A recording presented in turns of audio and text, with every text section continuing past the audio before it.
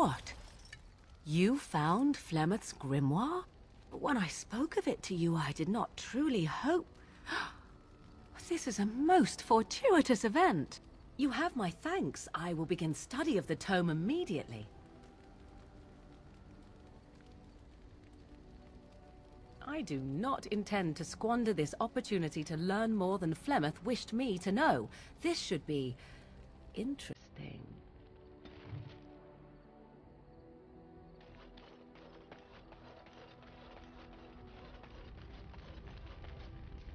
"'Tis cold in my tent, all alone."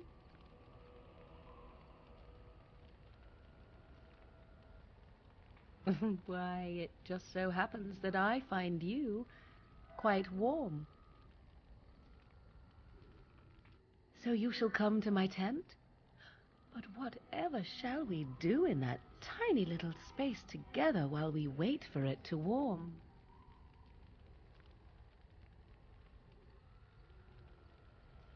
Good. Then let us waste no more time with foolish talk.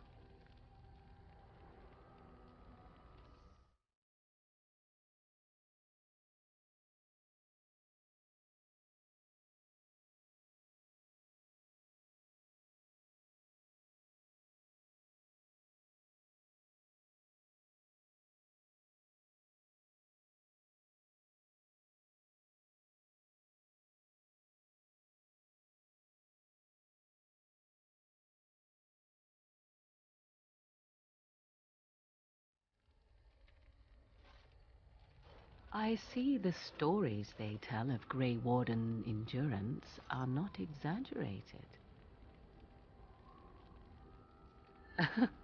Indeed there are. The unanswered question, of course, is whether the endurance exists because of the taint within you, or because the Grey Wardens are by nature so very healthy.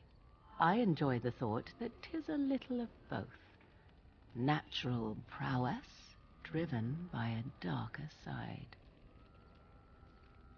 That is entirely up to you. Simply know that I have no designs on your independence. I wish only to do what I desire, and if that coincides with what you desire, then so be it. And should you decide not to continue our misadventure, then so be it. Very simple, is it not? Oh, now you ruin the mood by speaking profanities. Silly man. Come then, let us be off before the others begin to stare. I have something for you.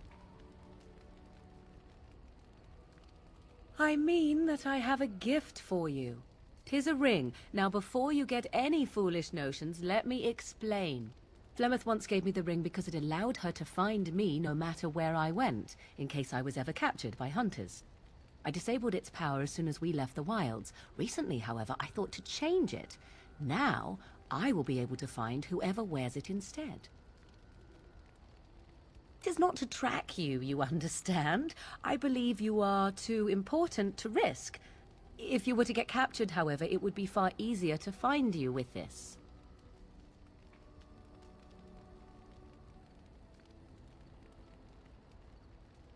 Now you are mocking me. Do you wish the ring or not? I am tempted to simply keep it.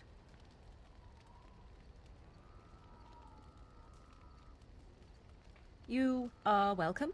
Perhaps it will be useful someday.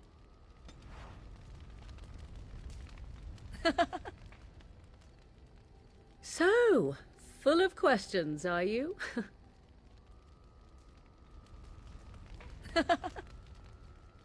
We are in camp, so 'tis as good a time as any.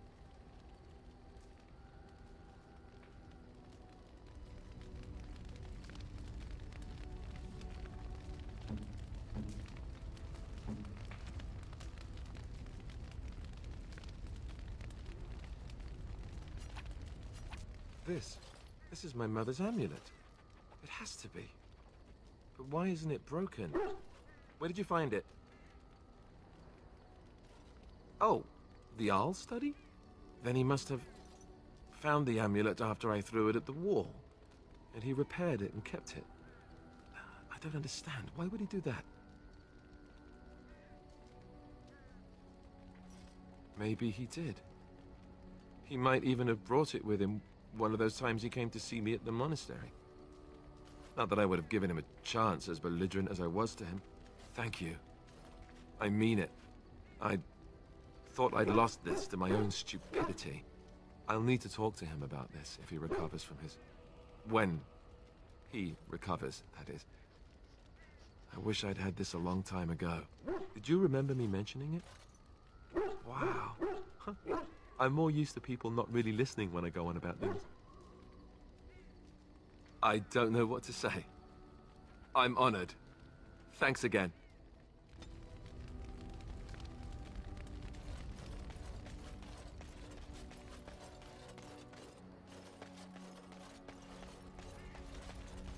Something on your mind? Of course. Such as they are. About the Grey Wardens, anyhow. Fair enough. Something on your mind? You called.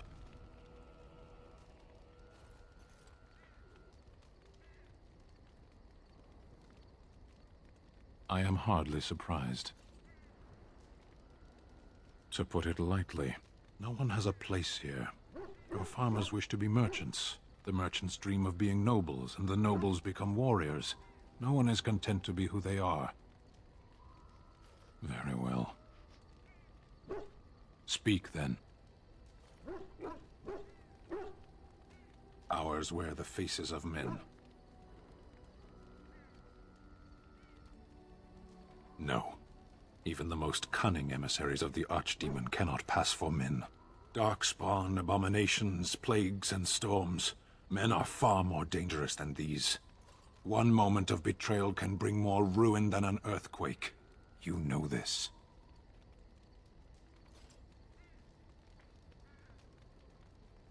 They are Tal Vashoth. They say they are Grey Ones.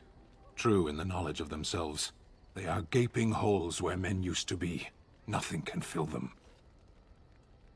There was a village in the mountains of Seheron. Farmers. They grew cinnamon and nutmeg trees in perfectly ordered rows.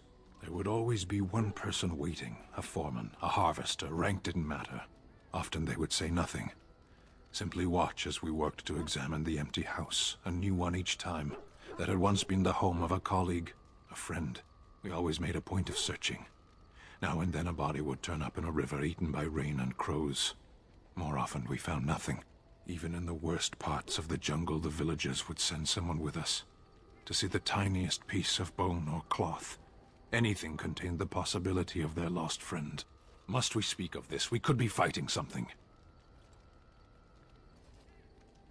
Very well. Isn't it the nature of a wound to bleed?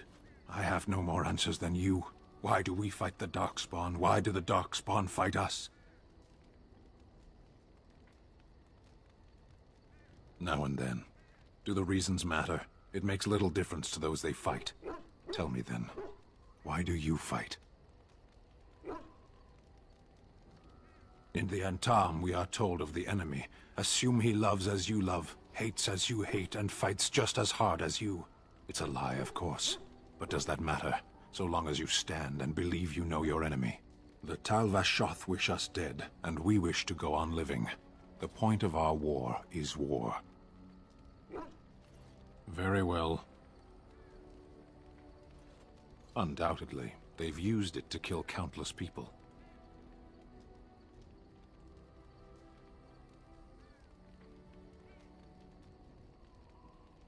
So is death.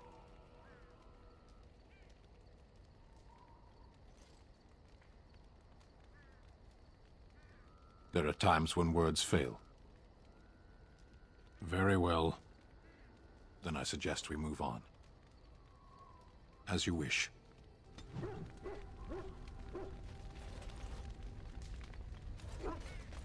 I was just thinking about what happened to the elves, and I'm reminded of a song sung to me many years ago. It was when my mother died, and this wise elven woman comforted me and told me that we shouldn't fear death or hate it. Death is just another beginning.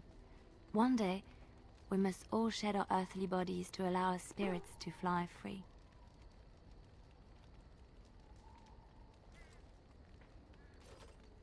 It's a beautiful sentiment, I think. One that brings peace and hope to the grieving.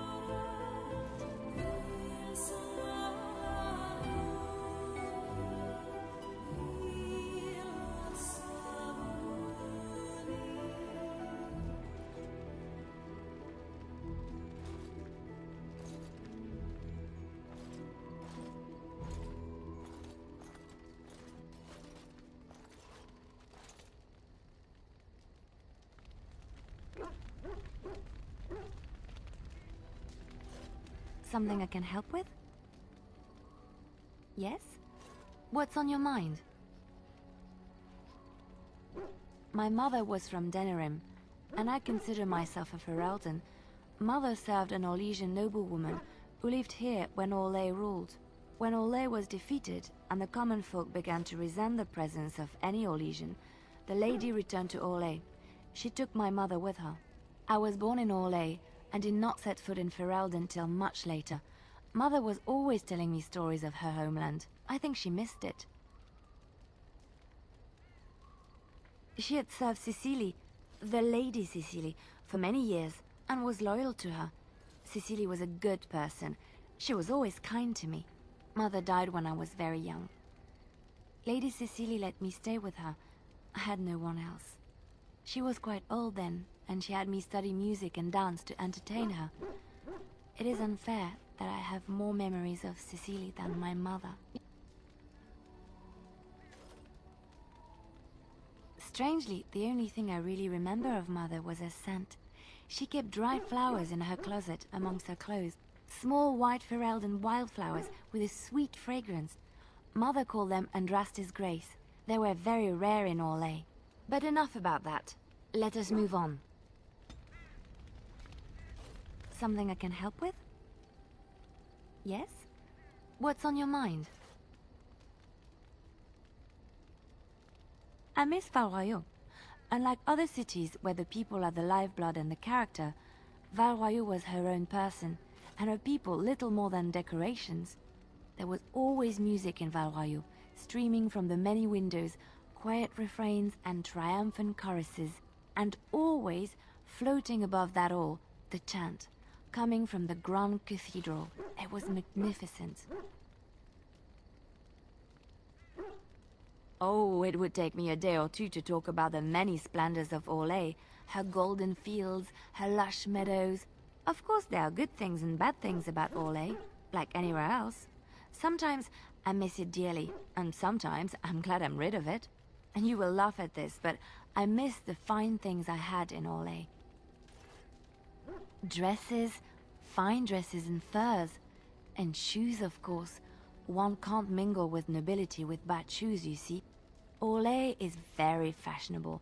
Almost ridiculously so. But the shoes... Living with those ridiculous trends was worth it for the shoes. Well, yes, but that's not all they're for. If you saw a pretty lady in a beautiful dress, you'd want to see her dancing in her dainty shoes, and not in huge boots.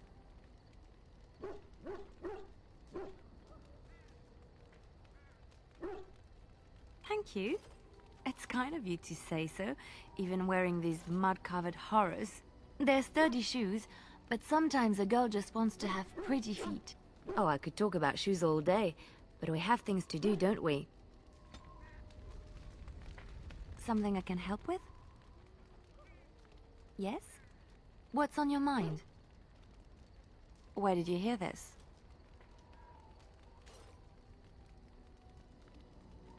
Not all minstrels are spies. Most are just singers and storytellers, but some of them are what we call bards. Bards are minstrels and more. Spies, as you say. Some say there is a bard order, but I don't think this is true. Many bards work alone or in small groups, doing the bidding of a patron who pays for their services. If there is an organization behind it all, no one knows who they are. Nobles, mostly. In Orlais, there is much rivalry amongst the highborn. They fight over land, influence, and the favor of the Empress.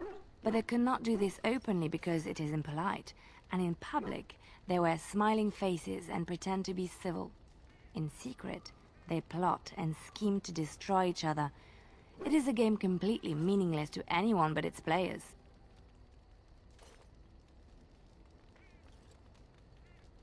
I have revealed too much, it seems, but it doesn't matter what I used to be. It is the past.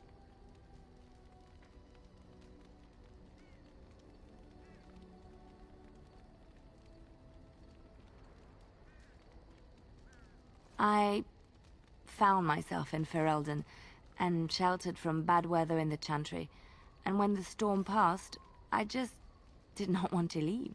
I like to see the Maker brought me here. Something I can help with? Yes? What's on your mind?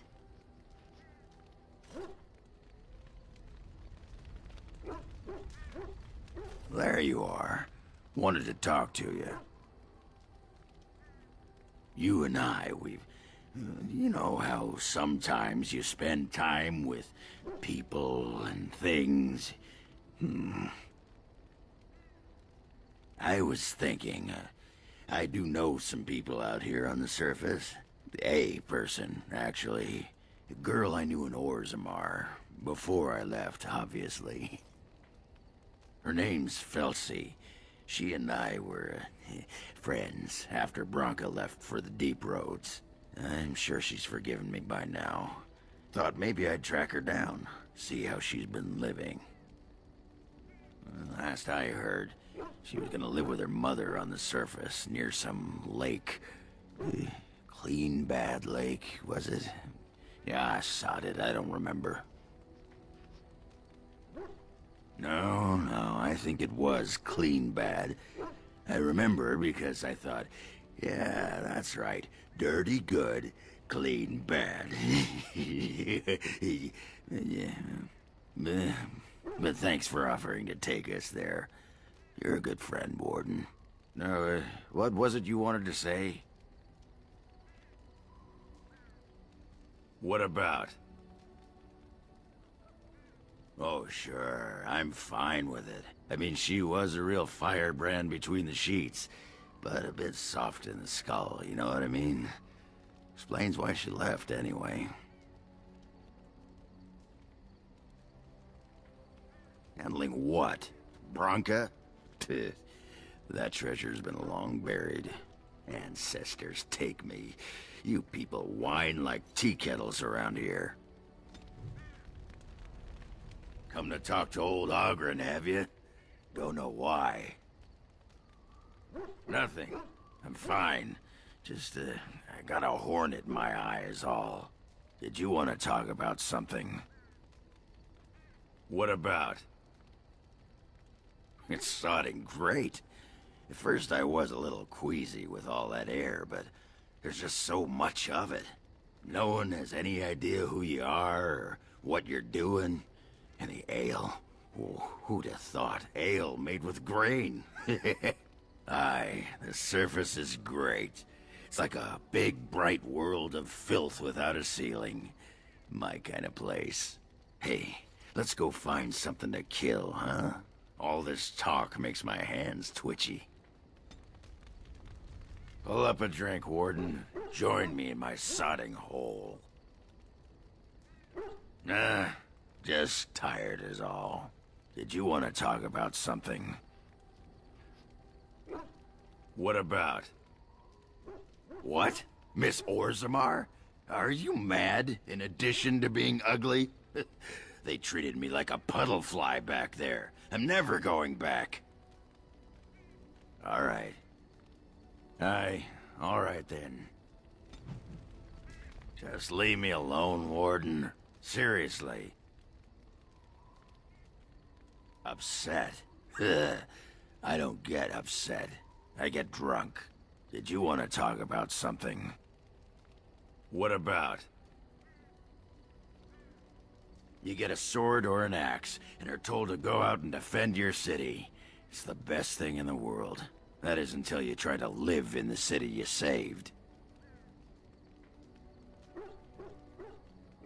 I mean, they train you to kill, teach you to harness your rage at the first noise you hear, then try to set 100 sodding rules about it. Like those provings. Ancestors show their favor through the strongest arm, right? So why so many rules saying how to fight and when you win and not to bloody kill? Killing's what swords are for.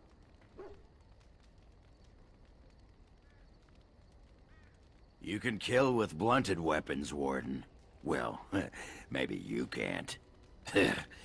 This makes me cranky. Don't you have any other inane questions?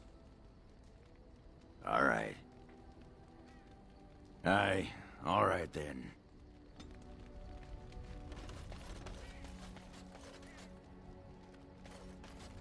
You sod. Tell that thing to give it back.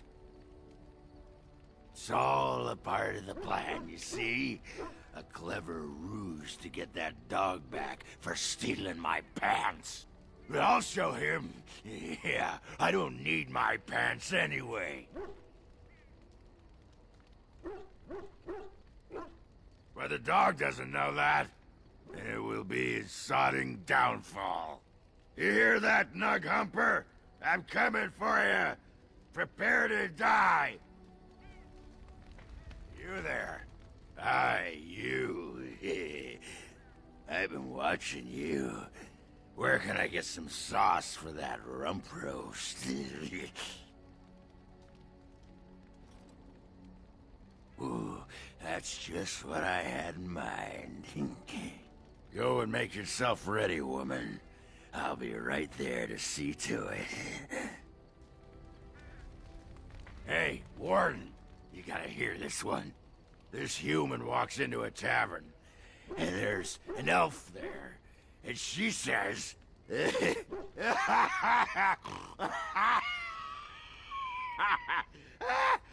says...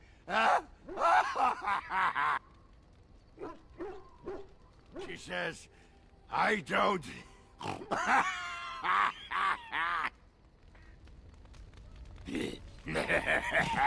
Ass chabs. Ass chabs. You have a lot of nerve coming here. You're drunk.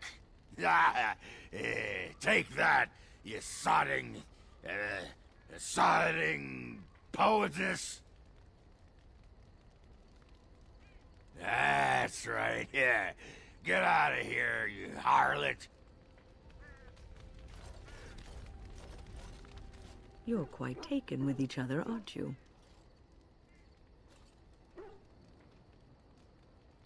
I've noticed your blossoming relationship, and I wanted to ask you where you thought it was going. She is a cunning woman, a Maleficar. She will use you for her own ends.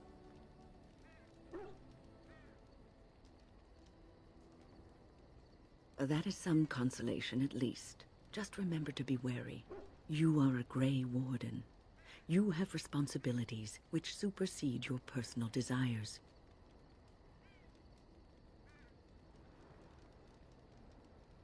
Love is ultimately selfish.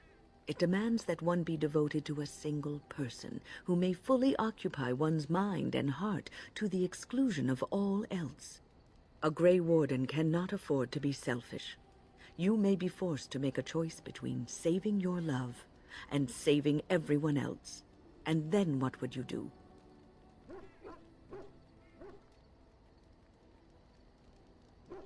Nothing is certain. Not in these times. You cannot take anything for granted. I want you to be aware of this. If you insist, I have given my advice. Do with it what you will. What's on your mind? Is something troubling you?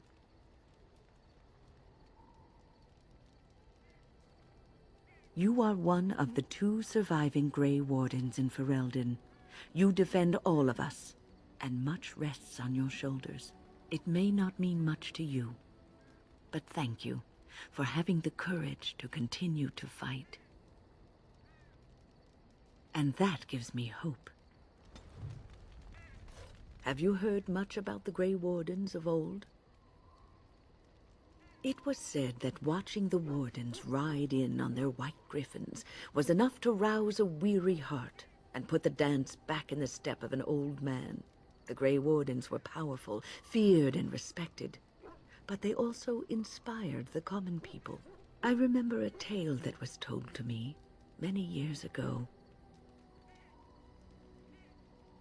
The Blight had ravaged the land for months, and the armies of the great kings had amassed for one last stand. As the sun burst through the clouds that boiled and churned in the dark sky above, it illuminated a vast, seething horde of Darkspawn, with the archdemon at its head. And it was then, when courage seemed to fail, and all lost to death and despair, that the Grey Wardens came. They arrived with the beating of wings like mighty war drums and stood before the armies of men. Yes, griffins. Now listen to the rest of the story. The Grey Wardens, grim and fearless, marched forth, ever between the men and the encroaching Darkspawn. They formed a shield of their own bodies and held that line until the archdemon was dead and the last Darkspawn lay trampled in the dirt. And then, demanding neither reward nor recognition for their sacrifice, the Grey Wardens departed.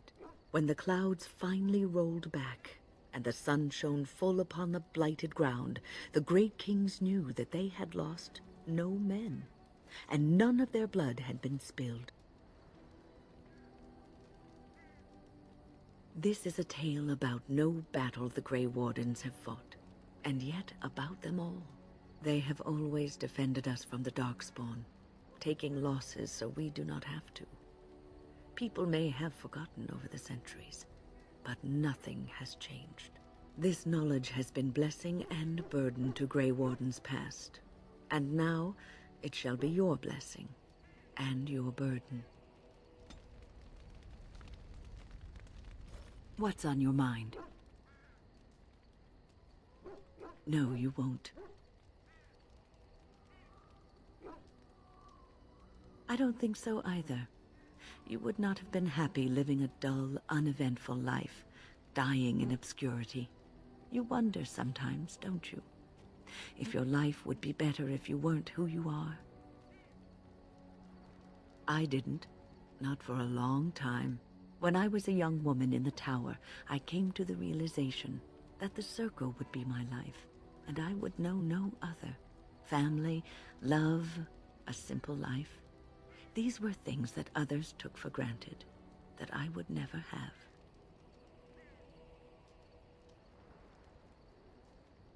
It made me very moody. All I could think of was being trapped in that tower with no way out and no end in sight. I started hating my life and myself, and one night I found myself in the tower's chapel. I was seeking refuge, maybe answers. I must have looked tearful or made some noise, because the revered mother came out and decided to speak to me. And because I had no one else to talk to, I talked to her.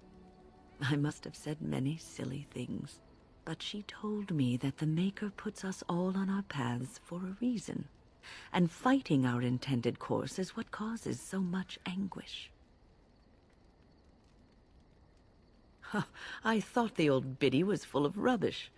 I was 15, maybe 16, and I knew everything. So I left, but I always found my way back to that chapel. And as the years passed, I began to see the truth of her words. We were supposed to be polar opposites, mage and priest. But we weren't. There was much about us that was the same.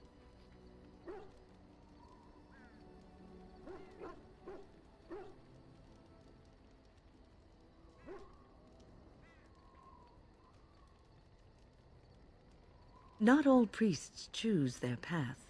Some children are given to the chantry to raise and become initiates. The revered mother had lived in the chantry all her life, as I had been in the tower for all of mine. She taught me that you can find your family in the people around you, that you can love your work and find fulfillment in duty. And there is joy even in self-sacrifice. If you put others before yourself, then their well-being is yours, and their happiness is your happiness.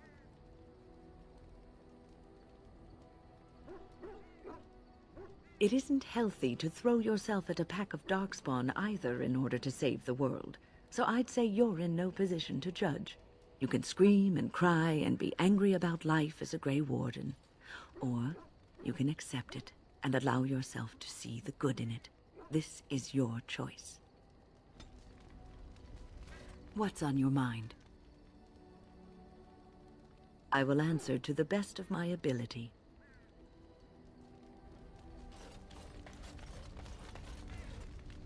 I've a question, if I may. Well, here's the thing. I swore an oath to serve you, yes? And I understand the quest you're on, and this is all very fine and well.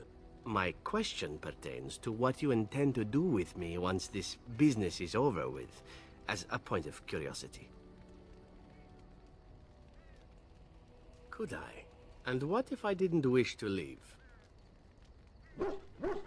Indeed. I might even be glad to call myself such, come to think of it. It is good to know what my options might be, but that is for another time. For now, we have much to do, yes? What say you? By all means. I know little enough of the Dalish other than the fact that my mother was one, or so I was told. She had fallen in love with an elven woodcutter and accompanied him back to the city, leaving her clan behind for good. And there, of course, the woodcutter died of some filthy disease and my mother was forced into prostitution to pay off his debts. Oldest tale in the book. How should I know? My mother was a whore, as you'll recall. None of the other elven boys in the whorehouse knew their fathers. I was not so unusual. I didn't know my mother either, of course. She died giving birth to me. My first victim, as it were. We were all raised communally by the whores. It was a happy enough existence, ignoring the occasional beating. Until eventually I was sold to the crows. I brought a good price, so I hear. My original point is that my mother's Dalish nature was always a point of fascination for me. Through all the years of my crow training, the one thing of my mother's that I possessed was a pair of gloves. They were of Dalish make, I knew that much, and beautiful. I had to keep them hidden, of course, as we were not allowed such things. Eventually, they were discovered, and I never saw them again. Not at all. I think of myself as Antivan. Still, that did not stop me from running off to join a clan when I drew near Antiva City once. Naturally, the reality did not live up at all to the fantasies I had constructed as a boy, staring at those gloves. But such is life. Come, enough talk of the Dalish. Let us move on. What say you? By all means. My adventures? I'm hardly an old man just returned from across the ocean, am I? Should I shake my fist at nearby children while I talk about the good old days?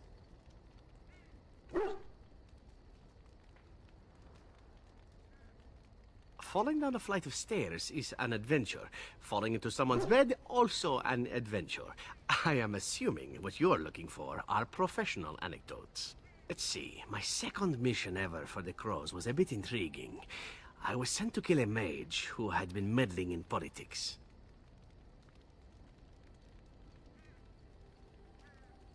In Antiva, nobody is too important to escape the reach of the Crows. They've killed kings and queens. That is simply how it is. As it turned out, the mage in question was quite a delightful young woman. Long, divine legs, as I recall. I caught her in a carriage on her way to escape to the provinces. After I killed her guard, she got down on her hands and knees and begged for her life. Rather aptly, I might add. So I joined her in the carriage for the night and left the next morning.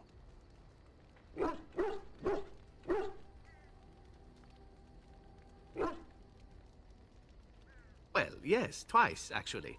Then she decided to try and use me instead. The woman had actually convinced me to speak to the Crows on her behalf. What can I say? I was young and foolish at the time. Then, as I was kissing her goodbye to return to Antiva City, she slipped on the threshold and fell backwards out of the carriage. Broke her neck. Shame, really, but at least it happened quickly. At first, yes. Well, not upset. Surprised is really a better word. Then I found out that she had told the driver to take her to Janellen instead. She had planned to lose me in the provinces. I would have looked very foolish to the Crows. As it was, my master was very impressed that I had done such a fine job of making it look like an accident. The Circle of Magi was unaware of foul play, and everyone was happier all around. Like being spared by a benevolent Mark who then helps me escape from the Crows? Yes, it does seem to happen now and again, doesn't it? It was after that when I learned that one needn't let a pretty face go to your head. Professionalism was key. That's my moral of the day, you see. And one that not everyone learns, I'm sad to say. But that's enough tale spinning from me for the moment. Talking about the mage has made me a bit nostalgic, I'm afraid. Ah, the good old days. What say you? By all means. Again? Well now, what might interest you, I wonder? Shall I describe the stages involved with Lanthrax poisoning? I watched a man go through all 7 once. Ah, you should see the look you have. I jest, of course. Let's see. How about the largest battle I ever took part in? That would have been the slaughter of Prince Azrin.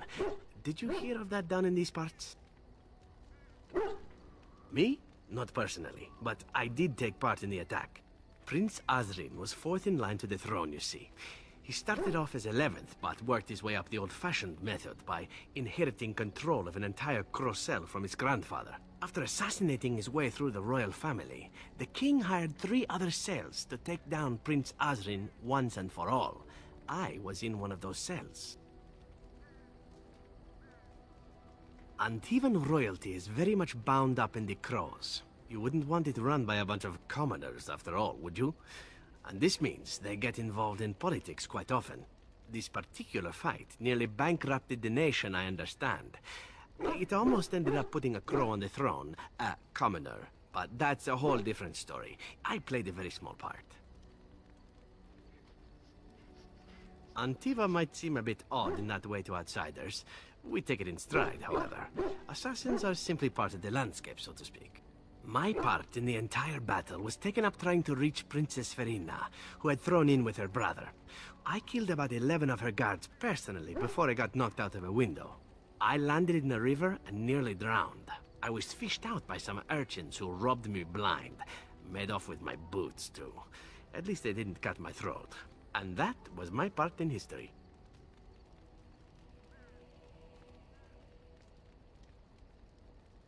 It's true. I live a charmed life. One of the prostitutes that raised me was a fortune teller. Said I wouldn't die young. She was rather startled by that. But there you go. Tale told. Let's be off before I tell more embarrassing stories, huh? What say you? By all means. What say you? By all means. Well, the only one that's really worth telling is the story of the mission right before I came to Ferelden. But no, I would rather not. I shouldn't have said anything. Nothing that I would prefer to speak of. Perhaps another day, I'm sorry. What say you? By all means.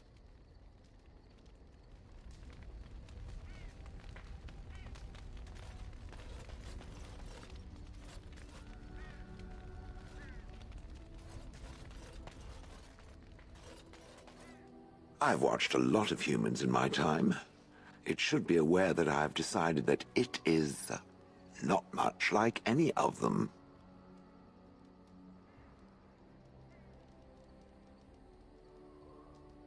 Good, of course. It doesn't want to have anything in common with all those other filthy substandard human types, does it? Surely it must come from some superior lineage, yes? Some breed of flesh creature that has decided to elevate its genetic stock above its natural shortcomings? Oh, then that must be it. I knew there had to be some reason, it being a human and all. I would appreciate if it didn't spread around that I said anything. Humans might start to get the wrong idea. They might start thinking their race is not completely hopeless. Indeed. Can it imagine the horror? Oh. Now, let us crush something into a fine paste before it starts to think I've gone all soft. Perish the thought. I have a question for it, if it will indulge me. My understanding is that it encountered the smith named Caradin, he who was responsible for the creation of the golems, that he had become a golem himself. What I do not know is what became of him. Why did he not return with it? I would have many questions for him.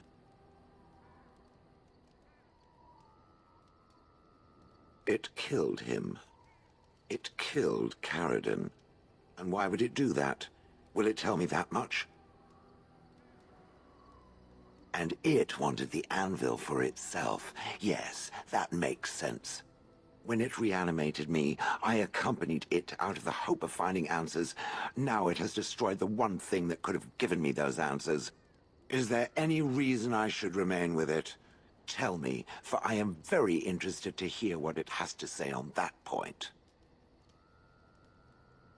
Oh? How was I made? What do you know? Meaning that I was once a living creature? That seems highly unlikely, and more than a little insulting. Is it certain? Was I forced into this? Or simply glad to abandon a frail body? And more importantly, who was I? I simply must know. I cannot help but believe that answers lie elsewhere in the deep roads. We must look. If it can search the deep roads, I may remember something.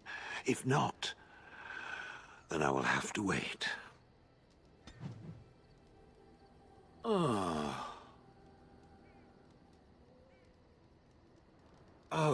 that. Merely reflecting on the hopeless nature of the task in front of it. The most likely outcome is that it and its companions will become a stain on some rock for the Darkspawn to tread upon. I shall be moved to a single tear by the tragedy.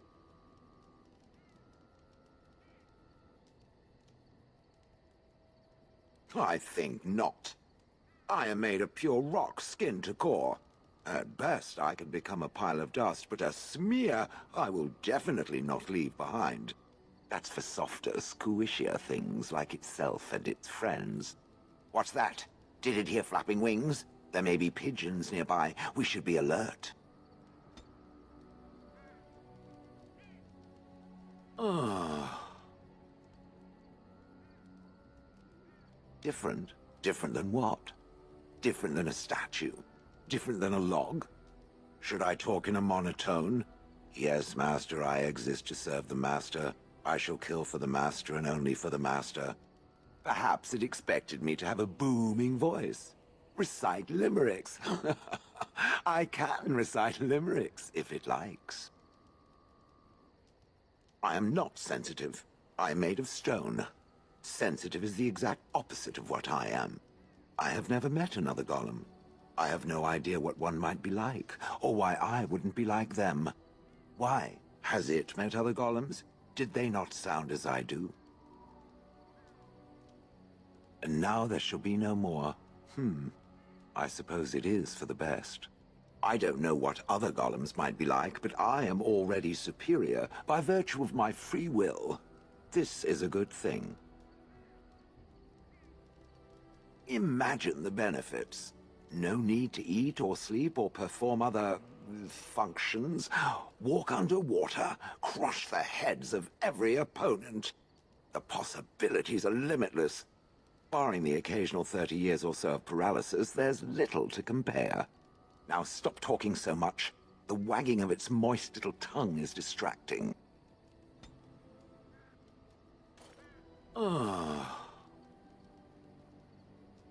It doesn't have better things to do.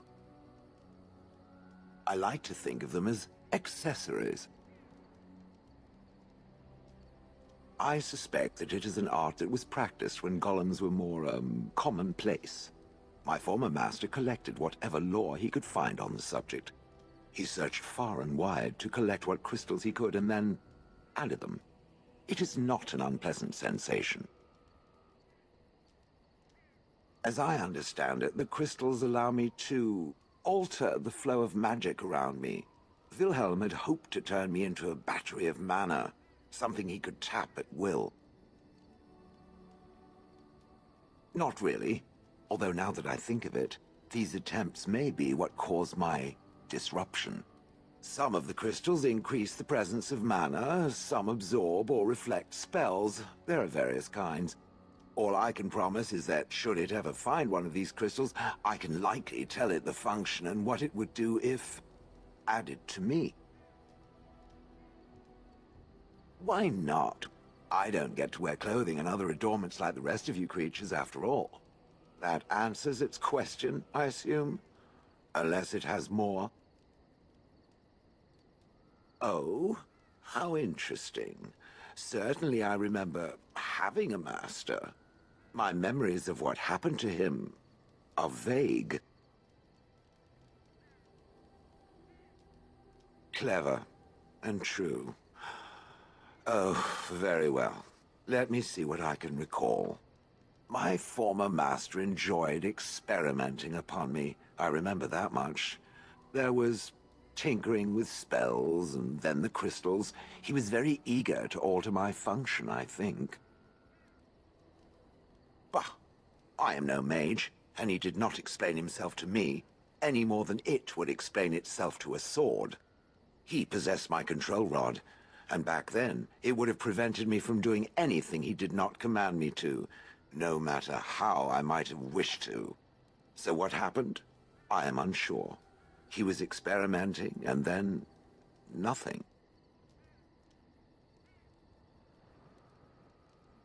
Ho, ho, ho. It does like to laugh, does it? But who knows? I may have such a thing. And then he was gone. I was standing where I was, in the village, and I could no longer move. The villagers came, poked and prodded me in fear, and then realized they could neither move me nor destroy me, so they simply left me. And in time I forgot I hadn't stood there all along.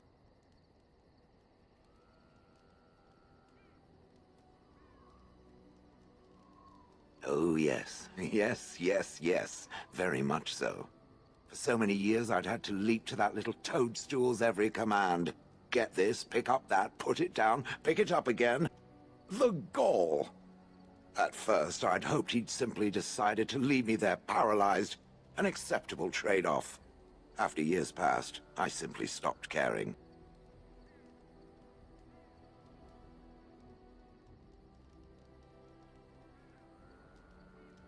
I think I was ready to move on. Another few years and the moss would have covered my face. And then where would I have been?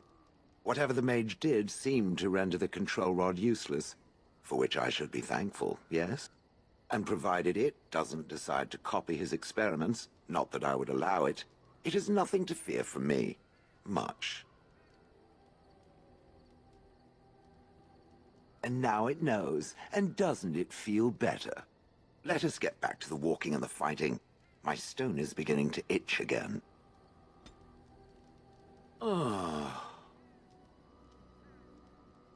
It doesn't have better things to do.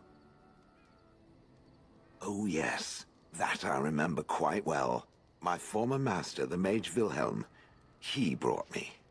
As I recall, he had acquired some position with whatever lord ruled the land. I, being little more than a glorified possession at the time, was brought along. Oh, how he enjoyed impressing the villagers with me. Gollum snarl at that villager there, be fearsome. And of course, I would have to do it.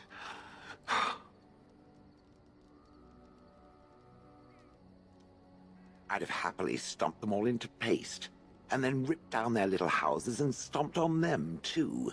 In fact, after 30 years of watching them, I'd do it twice. What I didn't like was being ordered to do it. Dangled in front of those frightened morons like some scary thing. Once I was a statue, it took those villagers years before they'd even approach me. The first one to actually work up the nerve to touch me urinated himself. Ugh. That is where Wilhelm kept me. He wanted me out in the open where I could be frightening like a scarecrow. I was supposed to watch for thieves. Pah! Plus, his wife didn't want me indoors. She said there wasn't room for me. Hag. Humph! I was once larger, 10 feet tall. Then the loathsome hag complained that I couldn't fit through the doors. So the mage had me shrunk down. Shrunk down! Can it believe it? And she still wanted me out. With a chisel. And a lot of nerve. I traveled with the mage. He did a lot of traveling, I remember that. But where we went, it is rather fuzzy. I remember great battles, fighting many humans long ago. They were all very soft and squishy. And before that, No, there are only images. I was somewhere dark. I have no idea. Wilhelm used to brag that the dwarves stopped making golems centuries ago. I do not age as you soft creatures do. Sadly, my memory is no better. Plus, I get bored and stop paying attention. He did love using that control rod. Fondled it so much, his wife actually threatened to throw it in the lake. Ha! I would have liked to have seen that. Which reminds me, where did it find the rod? Did it pay a great deal for it? Hag. Good. I was just about done talking about it. It does like to have a good chat now and again, doesn't it?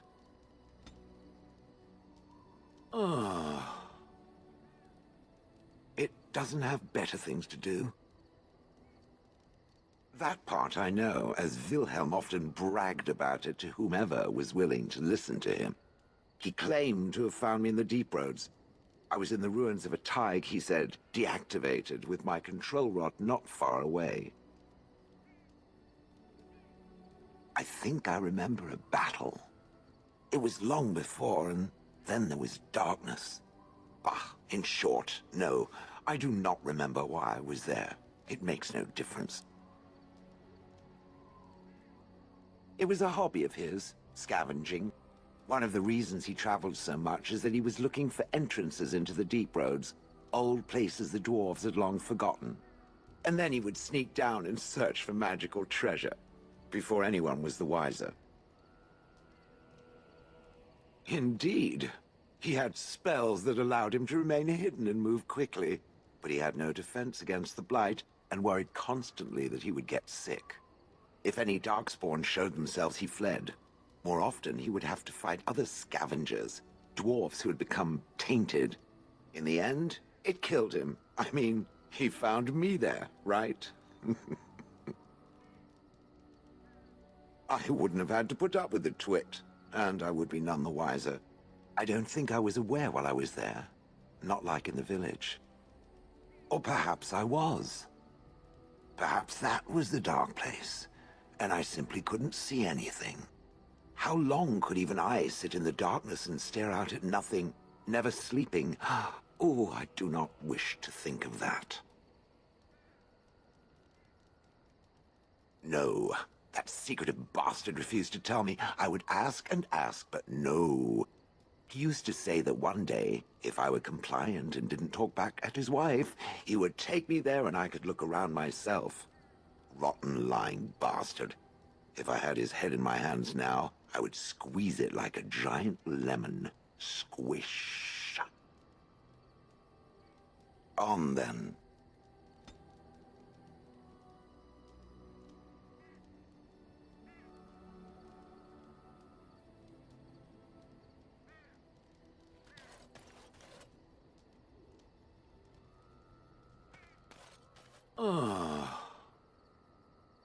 It doesn't have better things to do. I do not sleep, so yes, and I thank it for reminding me. Try to imagine, if it will, what it would be like to be surrounded by nothing but boring peasants, all oblivious to it.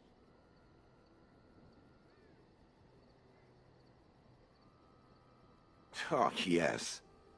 It certainly was the height of intrigue to listen to the accounts of how young Dornan had scandalized the village by his purchase of an Orlesian hat. And the argument that those two muddy farmers had over the price of barley for a whole summer. Riveting. And then there were the birds. A whole village full of pigeons and ravens and sparrows all perching on me day in and day out. Vermin. How would it like to be paralyzed, with squeaking rats crawling all over it, and defecating?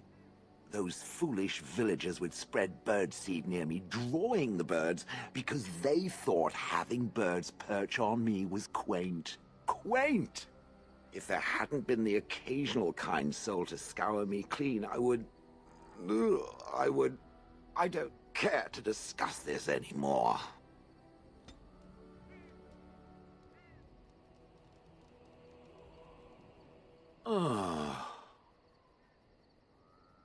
It doesn't have better things to do. That is true. I do not. I'm not interested in getting into a discussion on the subject, however. Ask another time. If it is done asking overly obvious questions, let us find some humans to throw off a cliff, or something.